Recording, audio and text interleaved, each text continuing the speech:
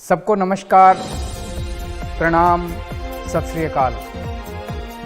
Hello नमस्कार दोस्तों, दिल्ली के प्रादेशिक समाचार के स्टूडियो में आप सभी का बहुत बहुत स्वागत है। दोस्तों यहाँ पर आपको देखने को मिलेगा दिल्ली से जुड़ी सारी बड़ी खबरें, मुख्य समाचार, ब्रेकिंग न्यूज अपडेट के रूप में, इसलिए वीडियो को शुरू से अंत तक जरूर देखिएगा। दोस्तों वीडियो को प्यारा सा लाइक और चैनल को सब्सक्राइब जरूर कर लीजिएगा ताकि दिल्ली से जुड़े कोई भी खबरें छूटे ना पाए। चलिए दोस्तों टाइम वेस्ट न करते आगे बढ़ते हैं खबर की ओर। नमस्कार, दिन भर की बड़ी खबरों में आपका स्वागत है। मैं हूं परवीन शेख। आज इस बुलेटिन में बात होगी G20 को लेकर सवालों में आई मोदी सरकार की, राहुल गांधी के यूरोप दौरे से टेंशन में आई बीजेपी की, बात करेंगे गहलोत बघेल के आरोपों से दबाव में आई सरकार की, चंद्रबाबू नायडू की गिरफ्तारी से मचे बवाल की, साथ ही देखेंगे जाने माने कार्टूनिस्ट इरफान की किस खबर पर पड़ी तिरछी नजर, और बुलेटिन के आखिर में बात करेंगे कर्नाटक में बीजेपी को लगे झटके की। इसके साथ ही और भी कई बड़ी खबरों से आपको करवाएंगे रूबरू, लेकिन तमाम बड़ी खबरों से पहले एक नजर सुर्खियों पर। संकट में दिखाई दे रहे हैं महाराष्ट्र के सीएम एकनाथ शिंदे। विधानसभा सदस्यता से अयोग्यता को लेकर 14 सितंबर को सुनवाई करेंगे स्पीकर राहुल नार्वेकर, शिंदे को ठहरा सकते हैं अयोग्य। तेलंगाना विधानसभा चुनाव की तैयारियां तेज, कांग्रेस ने 9 कमेटियों का किया गठन, इलेक्शन मैनेजमेंट और घोषणा पत्र कमेटी भी बनाई, वरिष्ठ नेताओं को दी जिम्मेदारी। अयोध्या में 22 जनवरी 2024 को राम मंदिर में विराजेंगे रामलला, 15 जनवरी से मंदिर में प्राण प्रतिष्ठा का समारोह होगा शुरू। इसरो ने जारी की विक्रम लैंडर की ताजा तस्वीरें, चंद्रयान 2 के ऑर्बिटर की सहायता से ली गई तस्वीरें, इस समय स्लीपिंग मोड पर है विक्रम लैंडर। ये तो थी सुर्खियां और अब बात आज की सबसे बड़ी खबर की। देश में G20 का आगाज हो चुका है। अमेरिका, ब्रिटेन, चीन समेत कई देशों के नेता दिल्ली पहुंच चुके हैं। बैठकों का दौर जारी है। वहीं विपक्ष ने मोदी सरकार को घेर लिया है। क्या है पूरी खबर, देखते हैं ये रिपोर्ट। मोदी सरकार एक तरफ G20 के भव्य आयोजन को लेकर बड़े बड़े दावे कर रही है, अपनी सफलता के गुण गा रही है और इस आयोजन में शामिल होने वाले राष्ट्र प्रमुखों से देश की सच्चाई छिपाने की कोशिश में जुटी है। इसे लेकर विपक्ष ने सरकार को घेर लिया है। सवाल उठ रहे हैं कि अगर सरकार विकास का दावा कर रही है तो उसे सच्चाई छिपाने की जरूरत क्यों पड़ रही है। इंसान तो दूर, सड़क पर घूमने वाले जानवरों के साथ भी शर्मनाक सलूक किया जा रहा है। उन्हें सड़क पर घसीटते हुए पिंजरे में डाला जा रहा है। इसे लेकर यूरोप दौरे पर गए राहुल गांधी ने सरकार पर निशाना साधा। उन्होंने कहा, भारत सरकार हमारे गरीब लोगों और जानवरों को छुपा रही है। हमारे मेहमानों से भारत की हकीकत छिपाने की जरूरत नहीं है। कांग्रेस नेताओं ने कहा कि हमें ऐसे कामों के खिलाफ आवाज उठानी होगी, इन बेजुबान पीड़ितों के लिए न्याय की मांग करनी होगी। तो वहीं कांग्रेस महासचिव जयराम रमेश ने कहा, दिल्ली में झुग्गियों को या तो ढक दिया गया है या गिरा दिया गया है, जिससे हजारों लोग बेघर हो गए। सिर्फ प्रधानमंत्री की छवि को चमकाने के लिए आवारा पशु बेरहमी से पकड़े गए और उनके साथ दुर्व्यवहार किया गया। G20 का नारा एक पृथ्वी, एक परिवार, एक भविष्य है, लेकिन प्रधानमंत्री वास्तव में एक व्यक्ति, एक सरकार, एक पूंजीपति में विश्वास करते हैं। जयराम रमेश ने अमेरिकी राष्ट्रपति की टीम के हवाले से दावा किया कि राष्ट्रपति बाइडेन की टीम का कहना है कि कई अनुरोधों के बावजूद भारत ने उनकी द्विपक्षीय बैठक के बाद मीडिया को उनसे और प्रधानमंत्री मोदी से सवाल पूछने की इजाजत नहीं दी। राष्ट्रपति बाइडेन अब 11 सितंबर को वियतनाम में अपने साथ आए मीडिया के सवालों का जवाब देंगे।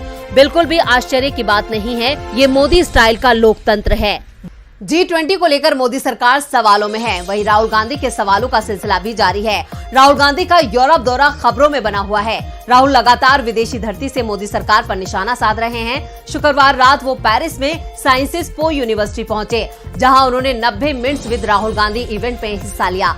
आज भी राहुल गांधी कई कार्यक्रमों में शरीक होने वाले हैं। तो क्या है राहुल का एक्शन प्लान, देखते हैं ये। राहुल गांधी एक हफ्ते के यूरोप दौरे पर हैं। आज उनके दौरे का तीसरा दिन है। शुक्रवार रात वो पेरिस में साइंसेस पो यूनिवर्सिटी पहुंचे, जहां उन्होंने 90 minutes with Rahul Gandhi event में हिस्सा लिया। इस दौरान कांग्रेस नेता ने कहा कि हजारों किलोमीटर तक पैदल चलना क्या होता है, इसे लोग कम आंकते हैं। वो चाहते हैं कि मैं एक बार और ये काम करूं। मुझे लगता है कि इसे भारत जोड़ो यात्रा से किया जा सकता है। इस पर चर्चा जारी है। इस सेशन के दौरान राहुल गांधी ने भारत के मौजूदा हालात और वर्ल्ड पॉलिटिक्स में भारत की भूमिका पर विचार रखे। छात्रों ने उनसे सवाल जवाब भी किए। इसके बाद कांग्रेस नेता ने पेरिस में ही फ्रांस के वर्कर्स यूनियन की बैठक में हिस्सा लिया। इसके बाद वो नॉर्वे का दौरा करेंगे, जहां 10 सितंबर को ओस्लो में एक प्रवासी कार्यक्रम को संबोधित करेंगे। G20 समिट खत्म होने के 2 दिन बाद यानी 13 सितंबर को राहुल गांधी भारत वापस लौट आएंगे। यूरोप दौरा राहुल गांधी का इस साल का तीसरा विदेश दौरा है। इससे पहले वो मार्च में ब्रिटेन और जून में अमेरिका दौरे पर गए थे। राहुल का यह दौरा ऐसे वक्त में हो रहा है जब देश की राजधानी दिल्ली में G20 समिट हो रही है। भारत जोड़ो यात्रा का 1 साल पूरा होने पर कई कार्यक्रमों का आयोजन किया जा रहा है। इससे पहले ब्रसेल्स में राहुल गांधी ने कहा, हम रूस यूक्रेन जंग पर देश के रुख का समर्थन करते हैं। रूस से हमारे अच्छे रिश्ते हैं। विपक्ष भी इस मुद्दे पर वही स्टैंड लेता जो मोदी सरकार ने लिया है। वहीं मोदी सरकार पर निशाना साधते हुए राहुल गांधी ने कहा था, भारत में इस वक्त महात्मा गांधी और नाथूराम गोडसे के विजन के बीच लड़ाई है, जहां इंडिया गठबंधन बड़ी भूमिका निभा रहा है। आज होने वाले राहुल के कार्यक्रम पर भी देश और दुनिया की नजरें हैं। राहुल गांधी के विदेश दौरे से बीजेपी चिंता में है। वहीं कांग्रेस के मुख्यमंत्रियों ने भी बीजेपी की चिंता बढ़ा दी है। G20 समिट में राष्ट्रपति आवास पर होने वाले डिनर कार्यक्रम में कांग्रेस अध्यक्ष को ना बुलाने पर पहले ही विवाद चल रहा था और अब कांग्रेस शासित 2 राज्य छत्तीसगढ़ और राजस्थान की ओर से दावा किया गया है कि सीएम के विमान को दिल्ली में उतरने की इजाजत ही नहीं दी गई। ऐसे में वो 9 और 10 सितंबर को वो चाहते तो भी दिल्ली नहीं आ पाते। तो क्या है पूरा मामला, देखते हैं ये रिपोर्ट। भारत में G20 समिट के पहले दिन डिनर को लेकर सियासत गर्मा गई है। छत्तीसगढ़ के मुख्यमंत्री भूपेश बघेल और राजस्थान के सीएम अशोक गहलोत ने दिल्ली में लैंडिंग की इजाजत नहीं मिलने का दावा किया है। छत्तीसगढ़ के सीएम भूपेश बघेल ने कहा कि दिल्ली और उसके आसपास हवाई पाबंदियों के कारण उनके विमान को लैंडिंग की अनुमति नहीं दी गई है। सरकार ने नो फ्लाई जोन बना दिया है, इसलिए वो दिल्ली नहीं जा पाएंगे। अशोक गहलोत ने भी इसी तरह के आरोप लगाए थे। उनके विमान को उड़ने नहीं दिया जा रहा है। कांग्रेस शासित 2 राज्यों की ओर से जब ये आरोप लगाए गए तो केंद्रीय गृह मंत्रालय की ओर से सफाई पेश की गई। सिर्फ वाणिज्य उड़ानों पर प्रतिबंध लगाया गया है। मुख्यमंत्री के विमान पर कोई प्रतिबंध नहीं है और दूसरे राज्य के मुख्यमंत्री अपने विमान से दिल्ली आ रहे हैं। लेकिन गृह मंत्रालय के इस जवाब पर तुरंत ही राजस्थान के सीएम अशोक गहलोत ने पलटवार किया और गृह मंत्रालय के दावे को गलत बताया। गहलोत ने सोशल मीडिया प्लेटफॉर्म एक्स पर लिखा, शुक्रवार को मेरा उदयपुर से जयपुर प्लेन से और जयपुर से सीकर एवं सीकर से निवाई हेलीकॉप्टर से जाने का कार्यक्रम था।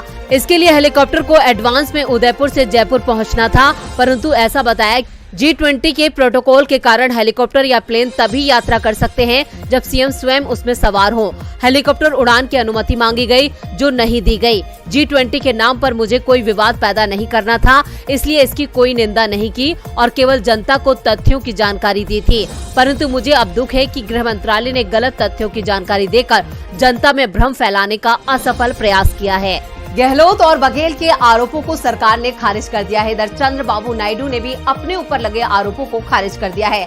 आंध्र प्रदेश पुलिस ने आज सुबह तड़के राज्य के पूर्व सीएम और तेलुगु देशम पार्टी के अध्यक्ष चंद्रबाबू नायडू को गिरफ्तार कर लिया। नायडू को कौशल विकास कॉर्पोरेशन घोटाले से जुड़े मामले में सीआईडी की तरफ से अरेस्ट वारंट जारी करने के बाद गिरफ्तार किया गया, जिसके बाद आंध्र में बवाल मच गया है। देखते हैं ये रिपोर्ट। आंध्र प्रदेश में इस वक्त सियासी घमासान मचा है। आज सुबह राज्य के पूर्व सीएम और तेलुगु देशम पार्टी के अध्यक्ष चंद्रबाबू नायडू को गिरफ्तार कर लिया गया। नायडू को कौशल विकास कॉर्पोरेशन घोटाले में सीआईडी की तरफ से अरेस्ट वारंट जारी करने के बाद गिरफ्तार किया गया है। हालांकि चंद्रबाबू नायडू ने अपनी गिरफ्तारी को गलत बताया और कहा कि उन्होंने कोई भ्रष्टाचार नहीं किया है। चंद्रबाबू नायडू की गिरफ्तारी पर सीपीआई के राज्य सचिव के रामकृष्णन ने कहा, पुलिस पहले जानकारी देकर कार्रवाई कर सकती है, लेकिन पुलिस को आधी रात में जाकर हंगामा करने की क्या जरूरत है। सीआईडी आक्रामक तरीके से काम कर रही है। ये जगन मोहन रेड्डी सरकार का विपक्ष को परेशान करने की पराकाष्ठा है। वहीं नायडू की गिरफ्तारी के खिलाफ टीडीपी समर्थकों ने भी जमकर सड़कों पर विरोध प्रदर्शन किया। उन्होंने वाईएसआरसीपी और मुख्यमंत्री वाईएस जगन मोहन रेड्डी के खिलाफ नारे भी लगाए। बाद में प्रदर्शनकारियों को पुलिस ने हिरासत में ले लिया। चंद्रबाबू नायडू की गिरफ्तारी पर सीआईडी के एडीजी एन संजय कुमार ने कहा, आज सुबह 6 बजे हमने आंध्र प्रदेश के पूर्व मुख्यमंत्री और टीडीपी के प्रमुख एन चंद्रबाबू नायडू को कौशल विकास निगम में धोखाधड़ी के संबंध में गिरफ्तार किया है, जो 2014 में गठित किया गया था और जिसका उपयोग व्यक्तिगत खातों में पैसे भेजने के लिए किया गया था। चंद्रबाबू नायडू की गिरफ्तारी के बाद आंध्र प्रदेश पुलिस ने उनके बेटे नारा लोकेश को भी हिरासत में ले लिया है। लोकेश की गिरफ्तारी पूर्वी गोदावरी जिले में की गई। पिता की गिरफ्तारी की जानकारी मिलते ही लोकेश उनसे मिलने के लिए रवाना हुए थे। हालांकि पुलिस की इजाजत नहीं मिलने पर वो सड़क पर ही धरने पर बैठ गए थे। फिलहाल इस मामले में चंद्रबाबू नायडू को जमानत तो मिल जाएगी, लेकिन इस गिरफ्तारी ने सियासी तापमान जरूर बढ़ा दिया है। आंध्र प्रदेश में चंद्रबाबू की गिरफ्तारी से सियासी बवाल मचा है। इधर सीएम अशोक गहलोत ने भी अपने एक्शन से सियासी बवाल काट रखा है। राजस्थान में इस साल चुनाव है, लेकिन इन चुनावों को लेकर गहलोत ने एक दांव चल दिया है, जिससे बीजेपी दबाव में है। महंगाई से परेशान आम आदमी को राजस्थान सरकार ने बड़ी राहत दी है। राज्य के सीएम अशोक गहलोत ने राज्य के ग्रामीण इलाकों में 1000 इंदिरा रसोई खोलने का ऐलान किया है, जिसमें मात्र 8 रुपए में लोगों को भरपेट खाना उपलब्ध कराया जाएगा। गहलोत ने बताया कि इंदिरा रसोई बनाने के लिए 5 लाख रुपए की सहायता दी जा रही है। साथ ही प्रति थाली पर 17 रुपए का अनुदान दिया जा रहा है, यानी 25 रुपए वाली थाली के लिए गरीब व्यक्ति को सिर्फ 8 रुपए ही देने पड़ेंगे। गहलोत ने बताया कि अभी शहरी क्षेत्रों में 992 इंदिरा रसोइयां काम कर रही हैं। इस योजना के जरिए कोरोना काल में 72 लाख लोगों को सरकार की तरफ से पौष्टिक भोजन दिया गया था। गहलोत ने बताया कि अब नई 1000 इंदिरा रसोइयां खुलने से ग्रामीण इलाकों में भी लोगों को बड़ी राहत मिलेगी। उन्होंने कहा कि इन सभी 1000 रसोइयों का संचालन राजीविका समूह की महिलाएं करेंगी। इससे 10,000 से ज्यादा महिलाओं को रोजगार मिलेगा। दरअसल इस समय देश में महंगाई सबसे बड़ा मुद्दा बन गई है। खाने पीने के दामों में हुई बढ़ोतरी का सबसे ज्यादा असर गरीबों पर पड़ रहा है। ऐसे में इंदिरा रसोई की मदद से लोगों को कम पैसे में भोजन मुहैया कराया जा रहा है। राजस्थान में बीजेपी बैकफुट पर है, तो छत्तीसगढ़ में भी बीजेपी की हालत खराब है। छत्तीसगढ़ विधानसभा चुनावों के लिए बीजेपी ने 21 उम्मीदवारों के नामों का ऐलान कर दिया है और अब कांग्रेस भी अपने उम्मीदवारों की पहली सूची जारी करने की तैयारी में है। उम्मीदवारों के चयन को लेकर पार्टी की स्क्रीनिंग कमेटी की बैठक हो चुकी है। इस बैठक में कितने नामों पर लगी मोहर और कब तक आ सकती है कांग्रेस की पहली सूची, देखते हैं ये रिपोर्ट। छत्तीसगढ़ में कांग्रेस की सरकार दांव पर है। पार्टी को पूरा भरोसा है कि वो एक बार फिर सत्ता में आ रही है और चुनावों के लिए जल्द ही उम्मीदवारों की सूची भी जारी कर रही है। रायपुर में सीएम आवास पर कांग्रेस स्क्रीनिंग कमेटी की बैठक हुई, जिसमें आगे की रणनीति तय करने के साथ साथ किसको टिकट देना है या किसकी टिकट कटनी है, इस पर भी अहम फैसला लिया गया। स्क्रीनिंग कमेटी में करीब 35 नामों पर मोहर लगा दी गई है, जिसमें राज्य के सीएम भूपेश बघेल का नाम भी शामिल है। बैठक में ये भी साफ हो गया है कि वरिष्ठ विधायकों के चुनाव क्षेत्र में बदलाव नहीं होगा। जो जिस सीट से चुनाव लड़ा था वो अपनी पुरानी सीट से ही चुनाव लड़ेगा, यानी सीएम भूपेश बघेल पाटन, अमरजीत भगत को सीतापुर, विधानसभा के उपाध्यक्ष संतराम नेतमाम का केशकाल, धनेन्द्र साहू का अभनपुर, अरुणा बोरा का दुर्ग शहर से लड़ना तय हो गया है। इनके नामों पर स्क्रीनिंग कमेटी ने अपनी मोहर लगा दी है। संकेत मिल रहे हैं कि कांग्रेस की पहली सूची 14 या 15 तारीख को आ सकती है। चुनाव में मजबूत उम्मीदवार को ही उतारा जाएगा। इसके लिए पार्टी ने अलग अलग एजेंसी से सर्वे भी कराया है। हाईकमान ने भी सर्वे कराया है और इसी सर्वे को आधार बनाया जाएगा। करीब 15 से 20 विधायकों के टिकट काटने की बात कही जा रही है, क्योंकि पार्टी के सर्वे में सरकार के खिलाफ जनता में कोई गुस्सा नहीं है, लेकिन स्थानीय स्तर पर नाराजगी विधायकों को लेकर है, जिससे बचने की कोशिश की जा रही है।